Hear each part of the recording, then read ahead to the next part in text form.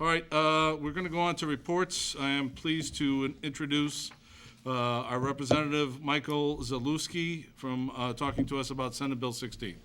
Michael, can you please come up? Thank you for coming, Representative Zalewski. Representative Zalewski and I communicate on a regular basis. He plays an instrumental role in supporting us whenever we have legislation going through that impacts education. Representative Zalewski is very quick to call and ask for more information and see how it will impact the schools. And I told him that the Board of Education had some concerns in regard to the most recent legislation that's been passed in the Senate in regards to Senate Bill 16, which is a school funding bill. And Representative Zalewski was more than happy to come forward tonight and discuss the bill in more detail. Thank you, Mr. Chairman. Is the mic? There we go. Indeed, about, I would say probably a month ago, Superintendent Skankis sent me a note expressing the concern of the members of the board about Senate Bill 16, and given the sensitivity of the issue and the times we live in, my feeling was it would be best to simply come forth and answer as many questions as I can about the bill. Let me say at the outset, it is not my bill. It belongs to State Senator Andy Minar. So I only say that because there are probably going to be questions that I simply can't answer. As far as the status of the bill, it did not move in our chamber in the House. It only moved in the Senate. And it's probably primarily because I think even Senator Minar, without putting words in his mouth, would be the first to admit by no means is everyone comfortable with what's in it. And I'm sure I'm going to hear that tonight. So it wasn't ready for to be passed by both chambers and sent to the governor for his signature. That being said, I think, again, my expectation is what I'm about to hear is fairly negative about the bill. But that being said, I think Senator Minar needs to be credited for at least starting a conversation about education funding reform. I know at this board, when I've appeared in the past, we've discussed that issue at length, and Senator Minar's approach, for better or worse, is to simply take the system, break it down from the very beginning, and rebuild it. Now, obviously, the rebuild, as it were, is not kind to districts like RB, and I'm fully aware of that. And I don't envision any scenario where representatives like myself that represent suburban districts like RB could ever be in a position to support the bill as it's currently written. But there are things in the bill that I think probably are going to end up seeing the light of day at some point. So again, it's important to know that this is a process, and I think we're at the very beginning of the process, and it's going to take meetings like this and members like me to go back to Andy and the people who are pushing for this reform and say, you need this, you need that, you need to take this in, you need to take that out for this to work out. Either it's 2 years, 5 years, 10 years, whatever, but this is just the beginning of the process. So with that, I'm happy to answer any questions or sit here and let you express your displeasure for a while, whatever makes you most comfortable. Would it be appropriate for the Board of Education if I allow CFO Tim McGinnis to just briefly explain what Senate Bill 16 will be doing? This way our listeners or viewers in the audience will have a little better understanding. Yeah, let's do it. Tim? Well, right now, the distribution of money from the state, about 44% of that money is distributed based on need. That would primarily be general state aid. The balance, the additional 56% is distributed to districts regardless of their need for reimbursements for special education, reimbursements for transportation, things of that nature. The Senate bill is trying to overall the current educational funding system and make it a more progressive system where the majority, about 95% of state funding will be distributed to districts based on the local ability to pay. And that would have a fairly dramatic impact on RB. The reductions in revenue would be phased in over a 4-year period. At the end of that 4-year period, we would have about an $896,000 reduction in our revenue from the state. There's about 475 districts in the state that would gain state funding, and about 387 districts that would lose state funding, which is, as Representative Zalewski said, it's a bill that can be, very favorable for many districts and obviously unfavorable for many others. Tim, what districts are favored? Is it Well, downstate or is districts, well, districts like ours that are, in the suburban area that have property tax wealth, districts like ours that rely significantly on property taxes. Other districts in areas that aren't as wealthy, districts to our east, for example, Morton High School District, some of the feeder districts there don't receive the same kind of property tax revenue that we do. They rely more on the state revenue, and those are the districts that would benefit from this. Any questions for Tim? Tim, so how much money do we get from the state now, and what is the percentage of our budget?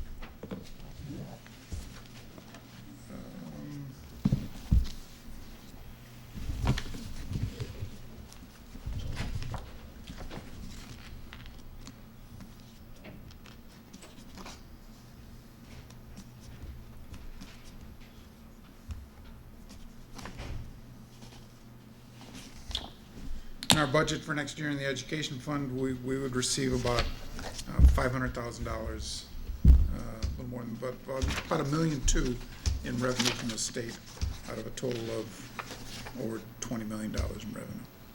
So we're gonna lose, so that's 5% of our budget, so we're gonna lose most of it. Well, Am I- but if I can interject, first of all, let's be perfectly clear, nothing's passed. So you wouldn't lose anything right today.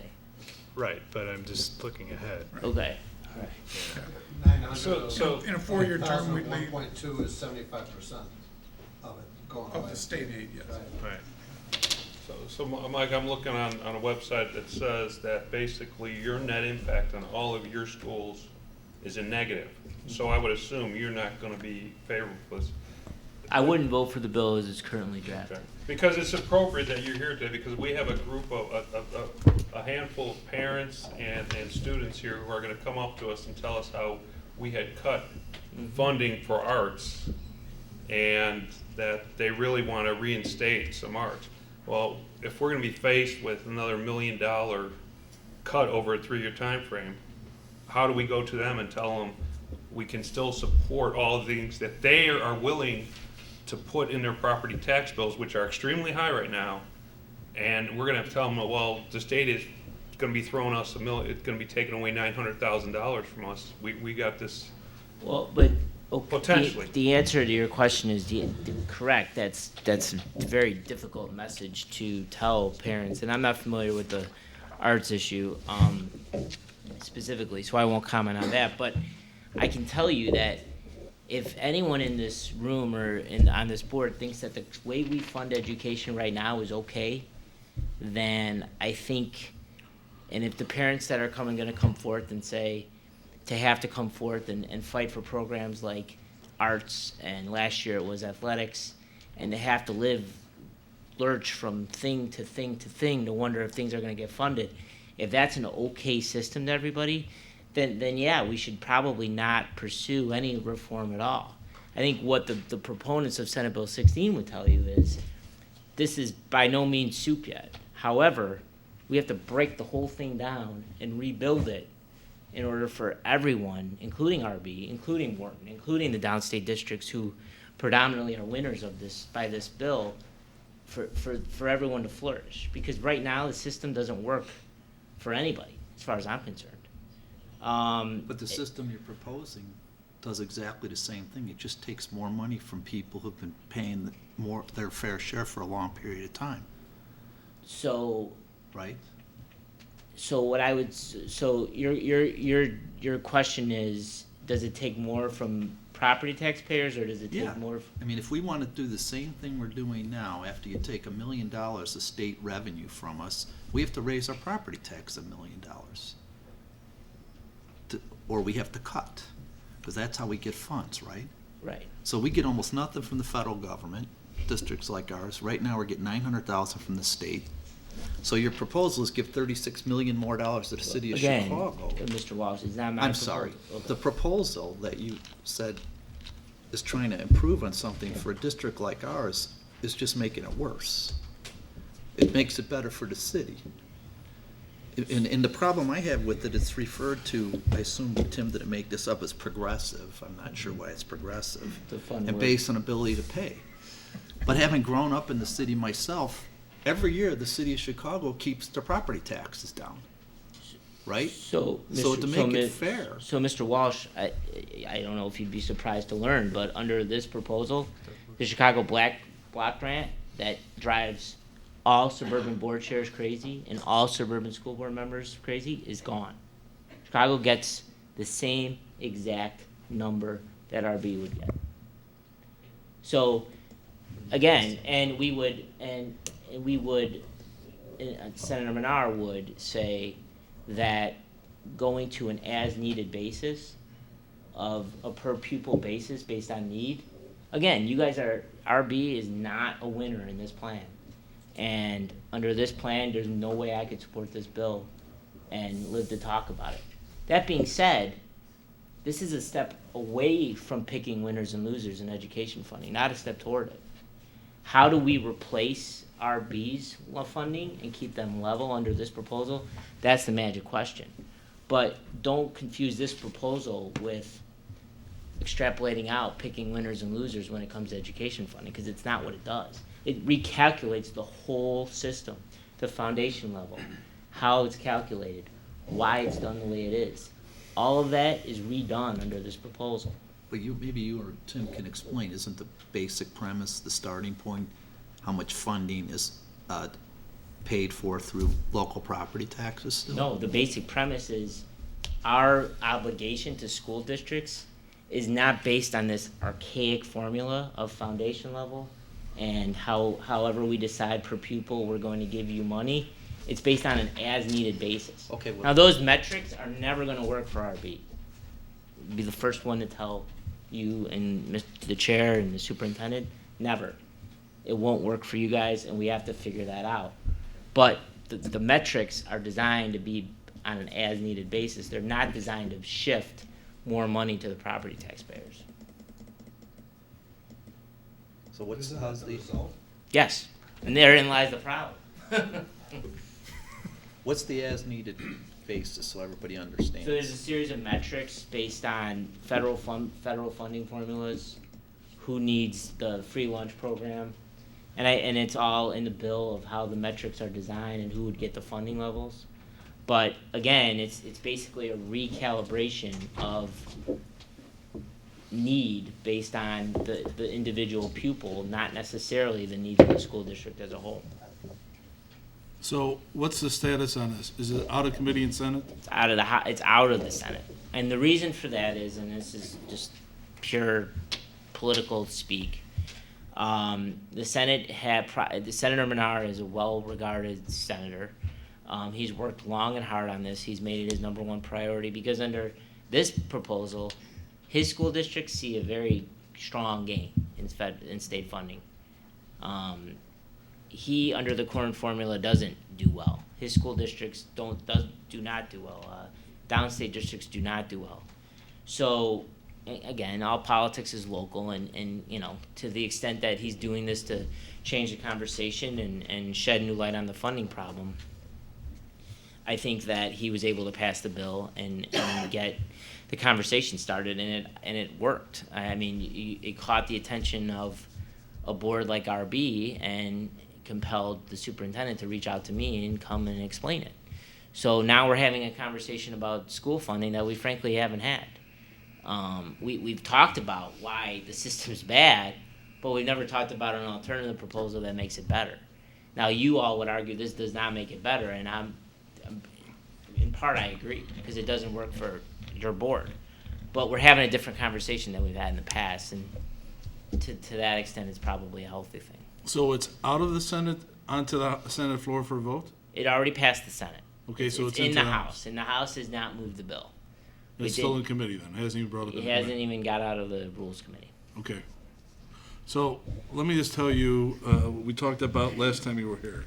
Here's another unfunded mandate that hurts us a lot. Because, like Tim said, the only way you're gonna go is raise taxes, which nobody wants their taxes raised. Yeah, but Mr. Chairman, where's what's being mandated? Well, when you're due the Senate Bill 16, we will be losing that funding. It's a mandated funding that's gonna, we lose. So, I understand that I understand that under this proposal, there would be a need to balance out the ledger. But I don't know that there's anything we're mandating in this proposal that would require RB to do that. But, Now, that being said, we would have to fix the funding problem for RB so that you wouldn't lose any revenue and wouldn't be required to go to the property taxpayers. I understand that. But there's no mandate here requiring you to do anything. But we would, in essence, get zero state funding. That's not accurate. Again, We were very little, right? I mean, also. You would get state funding based on the Need. metrics put forth in the bill. Right. But those have but there are a ton of mandates that the state has put on us for, special needs kids, whatever. There's a bunch of other things that we're not getting funded right now. Where are those built into this plan for funding for those situations? So is your question? That's what we mean by unfunded mandates, right? But is your question, would we remove some of those unfunded mandates? Is that your question? Because I think I guess what I'm saying is, if you want to be serious about Sure. reform, then you look at the mandates that are imposed upon the districts, not just the needs-based mandates, but you look at and you say, let's go and see how we can fund all of these mandates that we're forcing all the districts to incur expenses on, and see how we can allocate those across, not just this needs-based kind of mandate that's coming through in this one. If we did that, if the General Assembly went through all the mandates that the School Board Association has said we've imposed over probably the last 10 years, and there's a sizable amount, I'll be the first to admit that, and we removed them, and we got rid of them, and if we took that burden away from the board, would that make this proposal more palatable for you? We'd have to probably assess the cost, but we're incurring a lot of cost on a lot of these mandates, and we probably have to, sit there and add them all up on the ledger side of our side and see what it's costing us. The answer to your question is I think unfunded mandates has been a serious problem the General Assembly's had for the last 10 years, and I think any reasonable person sitting in your position would be well within their rights to go to us and say, if you're going to do something like this to us, you have to get rid of this, and this because it's not working, or you got to find us the money to replace that. I think it's a very reasonable request, and I certainly can take it back to Senator Menard. Well, the other thing that I'm sure you're quite aware, most of the districts you talk to, like ours, we're going to probably propose a preliminary budget for next year. In a good year, we try to keep it balanced. Probably in the next couple of years, we have some reserves of a deficit balance. So the point people are making is we look at our budget based on cost and revenues, and if we're going to get $1 million less, if we're doing our job properly, if you have some reserves, maybe you can do that for a short period of time, but otherwise you either have to cut programs or raise revenue. Correct. And that's, every school district faces that.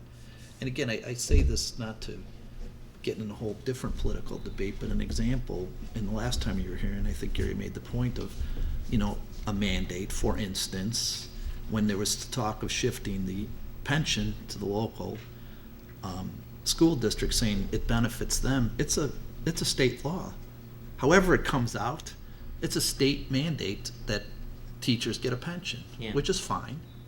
But again, the legislature doesn't seem to understand when they, it's a state mandate, and when you shift those things, you're shifting an unfunded mandate to to the school districts. That's just one example. No, and Mr. Walsh, I certainly understand. If we were to pass this bill, we would need to fundamentally make all boards understand what was coming down the pike well in advance of it happening. So I don't want the board to take away from this, that your budgeting should reflect this proposal until you hear further from me, because that would be unfair to you and unfair to your staff. I frankly think it's very difficult to envision that scenario happening, and you would have every right to be upset if it happened without much warning.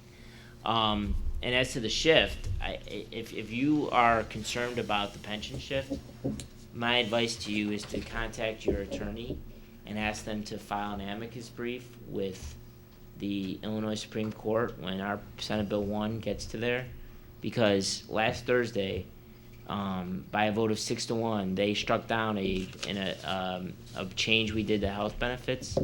That, and the opinion is I don't know if you've been briefed on it by your lawyers, but it's broad in nature and it's serious. And if the court were to extrapolate that out to the Senate Bill 1, our options box becomes almost nothing. So what is the status of the shift of some of the teachers' pensions back to us? As of now, there's no status change from it's not in in Senate Bill 1, committee, it's it's not not- in committee, there's no proposal out there. I guess what I would say, Mr. Chair, is though, if Senate Bill 1 is struck down as unconstitutional, we are very limited in what else we can do to help you with pension costs. And every amount of funding we put towards pension is less money we can give to education. When will we know? I think we will know early next year, maybe mid next year. The judge handling the matter at Circuit Court has asked for a briefing schedule for the end of the year. And my understanding is this would go directly to the Supreme Court. It wouldn't have to go through an appellate court process. So given that, I think we would know in the middle of next year sometime. Any other questions for? Yes. You indicated that Senate Bill 16 is not in a kind of shape where you could vote for it, obviously. What are the kinds of ideas that are being kicked around to put it into shape where you could vote for it? I think it's the beauty of coming and talking about another member's bill is you get to criticize it without having real solutions. I think that's a question for Senator Rennar. That being said, you deserve an answer. We would have to figure out a way for the delta over what is currently going on with your current levy plus your current GSA amount being given to you. We would have to figure out a way to hold districts like you harmless. And wouldn't that be hard because every district is different? I mean, there's different set of I think we would have to find a funding stream to supplement the delta, the amount over we're missing by. And I don't know what the funding stream would be. And there won't be a backdoor that Chicago loses all this money and they find a way to bring money back in And to fill that gap? I don't think so. Okay. Any other questions? So you're basically saying this is a more efficient mechanism to fund. What That's I'm why it's- saying, Mr. Keene, is I don't think we do education funding very well in Illinois, and I don't think you think we do education funding very well either. I mean, if we have to go to the property tax payers every year and bump the levy because the state funding's down, then that's not a good system for anybody. So what Andy's tried to do is recalibrate the formulas. And again, he's picked what the unfortunate thing about his system is it's designed to get away from picking winners and losers, but he's changed it in a way so now we're picking different winners and choosing different losers, and that's not healthy either. So now what we need to do is the pendulum has to swing back toward the middle where we can ensure that there's no winners and there's no losers and everybody gets the same amount of money in education funding. All right, any other questions for State Rep? Mike, is there any other? Thank you for coming tonight. I saw you in the parade. Thank And I know you were actually a member of our community here. Yes. And so that anything that we do affects you as well as everyone else out there.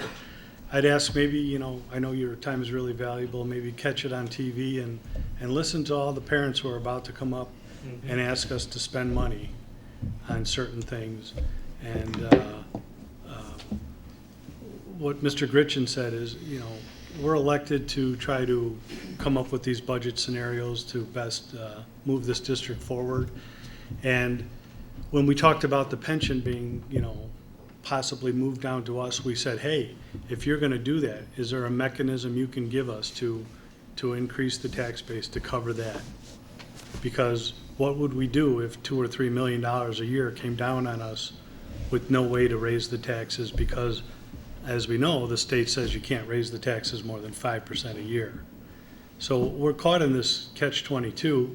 I know if the arts people, I believe, are coming up, you know, that's small money compared to the money we're talking about here. And if we were to take away $1 million or 900,000 or whatever bill might come out down the road 2-3 years later, I mean, we'll have to make up for that somehow. And right now, unless there's a mechanism along with the bill to allow us to get additional funding or something, what is a board like us to do except put it on your back and the back of your fellow citizens here in the district? I mean, that's not a good position to be sitting in. I know you said you're gonna come here and it's not gonna be happy on your side. It's certainly not happy on our side if this is what's gonna be pushed down to us, No, if Mr. Welch, it happens. I think the best service I can give to the board and to the community and sitting behind me is to go back to Andy, Senator Menard, and explain why at this point I couldn't be a yes, and try to help him figure out a way Right. to improve this bill so that districts like mine, because for this bill to ever pass, I mean, again, raw politics, he would need suburban Democrats to vote for it. I'm a suburban Democrat. So the bill can't pass without my vote. I mean, I don't mean to say that in a raw way like that, but a Right. coalition of suburban Democrats would need to support this for it to pass. And again, I'm hearing loud and clear that this is unacceptable to the board, and I have to take that into strong consideration and be no until we figure out a way to improve the bill.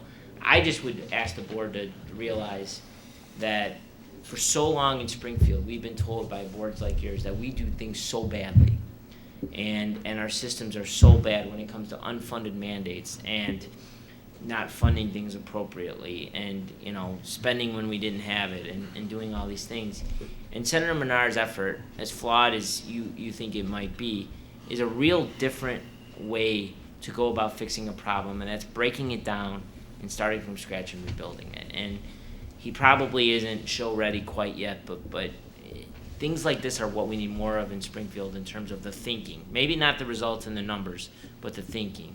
And that's why I'm here tonight to try to answer your questions and hear any feedback you have. Well, keep up the hard work and certainly communicate if anything like this is on the horizon. Because, you know, we've been doing our budget based on what Springfield gives us or takes us away.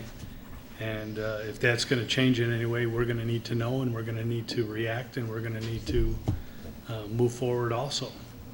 Understood. The board thanks you for being here tonight. We really appreciate you coming in. Hopefully later, next time in the future, we can bring you in again and give us an update of what's happening in Springfield. Okay.